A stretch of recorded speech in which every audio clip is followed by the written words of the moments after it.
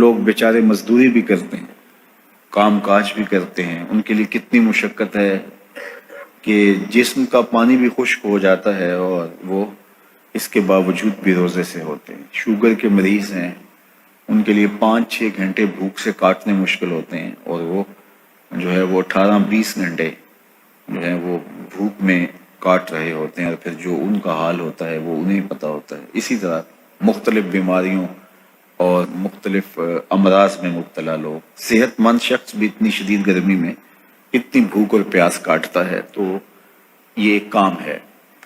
تو یہ کیوں کیا جاتا ہے، اس کا مقصد کیا ہے؟ تو وہ مقصد کوئی مخفی مقصد نہیں ہے، کوئی پوشیدہ مقصد نہیں ہے جو معلوم نہ ہو، وہ قرآن نے بیان کر دیا، اور وہ کیا ہے؟ تقوی۔ تو تمہیں روزہ اس لیے دیا گیا ہے تاکہ تم بھوک پیاس کاٹنے کے بعد اس نتیجے پہ پہنچو کہ تمہیں اتقاء کی دولت نصیب ہو۔ تو میں اور آپ 20 روزے گزار چکے ہیں، اب 21ویں روزے میں داخل ہو چکے ہیں۔ ہمیں ضرور اپنا جائزہ لینا چاہیے کہ کیا ہمیں مقصود کا کچھ حصہ نصیب ہوا ہے۔ اگر ہوا ہے تو ہمیں مبارک ہو، اور اگر نہیں تو ابھی موقع ہاتھ سے نہیں گیا، ابھی 10 دن ہمارے پاس باقی ہیں۔ تو بھرپور محنت کر کے، مشقت کر کے اپنے آپ کو اس منزل تک لے جانا چاہیں۔ بعض اوقات ایسا ہوتا ہے کہ برتن کے پیندے میں سوراخ ہوتا ہے، اور آپ اوپر سے پانی ڈالتے رہتے ہیں اور نیچے سے وہ بہہ جاتا ہے، تو آپ سارا دن بھی اس کے اندر پانی ڈالتے رہیں تو اس میں جمع نہیں ہو پاتا، کیونکہ اس کا پیندہ جو ہے وہ سوراخ ہے۔ تو اگر ہم بھوک اور پیاس کاٹتے رہیں، کوئی نتیجہ نہ پیدا ہو رہا ہو، تو پھر ہمیں دیکھنا ہوگا کہ کہیں کوئی ایسا سقم تو نہیں ہے کہ جس سے ہمارا عمل جو ہے وہ پانی کی طرح بہہ رہا اور ضائع ہو رہا ہے، اور اندر کچھ بھی نہیں ٹھہر رہا۔ اور روزے میں اللہ تعالیٰ ہمیں تو نہیں ہے کہ جس سے ہمارا عمل جو ہے وہ پانی کی طرح بہہ رہا اور ضائع ہو رہا ہے، اور اندر کچھ بھی نہیں ٹھہر رہا۔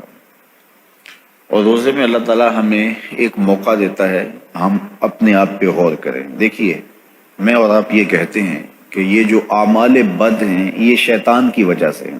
شیطان ایک ایسا مکار، ایک ایسا زیرک، ایک ایسا چالاک دشمن ہے کہ جو ہمیں چاروں طرف سے حملہ آور ہو رہا ہے۔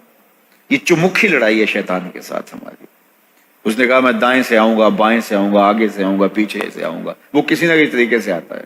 اور جب شیاطین جکڑ دیے گئے، اب ہم دیکھیں کہ ہمیں جو بہکاتا تھا، ہمارے ساتھ مکر اور چالاکی کے ساتھ ہمیں راہ مستقیم سے ہٹانے کی کوشش میں لگا ہوا تھا، اب وہ تو جکڑ دیا گیا، اور ہم اس کے باوجود بھی گناہ کی زندگی میں کیوں ہیں؟ یہ میرے لیے اور آپ کے لیے ایک سوچنے کی بات ہے کہ جو چیز ہمارے بہکاوے کا سبب تھی وہ تو اب نہیں رہی، وہ تو جکڑ دی گئی، اور یہ پکی اور طے شدہ بات ہے کہ وہ واقعتاً جکڑ دیا گیا۔ تو اب ہم اس کے باوجود کیوں گناہوں بھری زندگی بسر کرتے ہیں؟ تو ایک ہمارے لیے یہ سوچنے کا موقع ہے، کیا شیطان کی مسلسل صحبت کے نتیجے میں کہیں ہم خود ہی شیطان صفت تو نہیں ہو گئے کہ شیطان بند بھی گیا ہے، اور اس کے باوجود اگر ہم کسی کو دکھ دے رہے ہیں، اس کے باوجود ہم کسی کی غیبت کر رہے ہیں، اس کے باوجود ہم کسی پہ ظلم کر رہے ہیں، اس کے باوجود اگر ہم رزق حلال کی بجائے رزق حرام اکٹھا کر رہے ہیں، تو پھر ہمیں دیکھنا ہوگا کہ کہیں ایسا تو نہیں ہے کہ شیطان کی مسلسل صحبت کی وجہ سے اس کی صفتیں ہمارے اندر تو پیدا نہیں ہوگی، اس نے ہمیں اپنے رنگ کے اندر رنگ تو نہیں دیا۔ شیطان کی وجہ سے ہم اتنے شیطان وصف ہو گئے، شیطان صفت بن گئے کہ شیطان رخصت بھی ہو چکا، جکڑا بھی گیا، لیکن اپنی عادتیں، اپنے اوصاف، اپنا رنگ ہمارے اوپر چڑھا گیا۔ ہم جہاں تھے اور وہیں کے وہیں کھڑے ہیں، اور ماہ سیام ہر سال آتا ہے اور گزر جاتا ہے، اور ہم جہاں ہوتے ہیں پھر وہیں کے وہیں ہوتے ہیں۔ بہت سارے لوگ جو ہیں وہ تو 5 گانہ نماز بھی پڑھنے لگ جاتے ہیں، لیکن رمضان المبارک کے بعد عید کے دن بھی فجر کی نماز چھوڑ دیتے ہیں، اور پھر اس کے بعد نمازوں کا تسلسل۔ تو اس کی مثال بیان فرمائی کہ اس خاتون کی طرح جو سارا دن سوت کاٹتی تھی، اور شام کو اپنے ہاتھ سے اس کاتے ہوئے سوت کو توڑ دیتی تھی۔ تو قرآن نے کہا تم اس عورت کی طرح نہ ہو جاؤ جو اپنے ہاتھ سے کاٹتی ہے اور پھر شام کو اس کو توڑ کے ریزہ ریزہ کر دیتی ہے۔